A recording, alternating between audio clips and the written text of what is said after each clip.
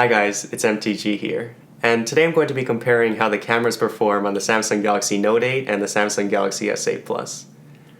Both cameras are great, but when looking at them closely, is the Note 8's dual camera system that much better than the S8's single camera? Well, I'm going to be analyzing how the cameras perform in low light and in great light, and to also be looking how the 4K video turns out. Let's get right into it.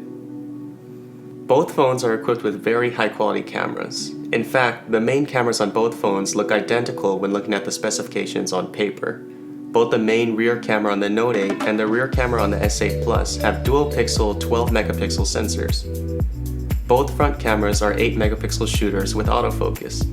The obvious main difference between the two phones' camera setups is the second rear camera found on the Note 8. The second camera is also 12 megapixels and has a slightly larger sensor that gives the effect of a 2x optical zoom.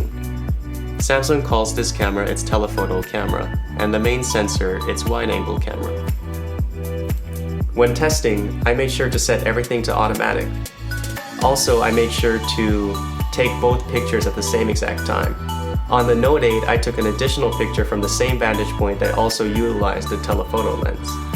When shooting outside, on a nice sunny day, it's almost impossible to distinguish between the pictures shot on each phone. The amount of detail each of the phone's cameras picks up is great. But when looking at the image that the telephoto camera on the Note 8 captured, you can see how useful the second lens may prove to be. For all of those shots, you can get more detail because it shoots a closer photo. This becomes more obvious when looking at little details in pictures taken with the telephoto lens.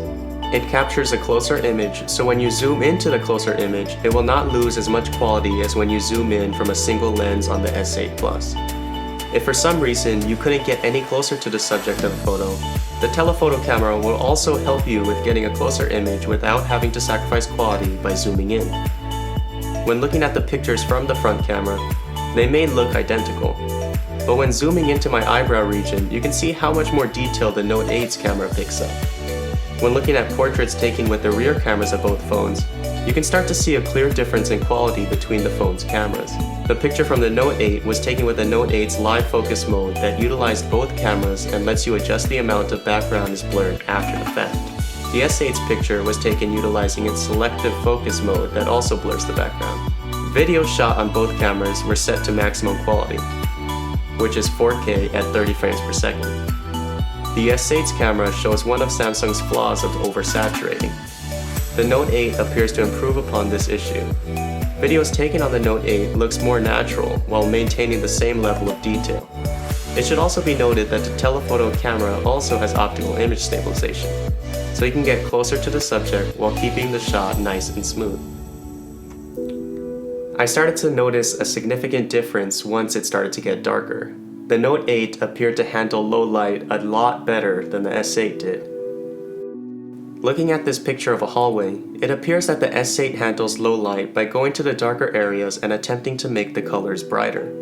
When this happens, the picture has a little more noise, and the colors become inaccurate. The Note 8's camera seems to be higher quality because of the fact that it can pick up details in low light. The software on the Note 8 doesn't have to do as much to compensate for the lack of information in low light shots. The images on the Note 8 simply look more accurate. The Note 8 also handles light a lot better than the S8. A major drawback that I noticed when testing the S8 was its inability to handle light sources. Streaks of light start to appear when a light source enters the frame of the S8's camera. The Note 8, on the other hand, handles these without hiccups. The Note 8's main camera begins to obviously differentiate itself when shooting in low light. Although I may have been critical of the S8's camera, it's still one of the best cameras that you can find on a smartphone to date. It's just that the way that the Note 8 handles low light and its added functionality with the dual camera system just makes it objectively the better smartphone camera, period.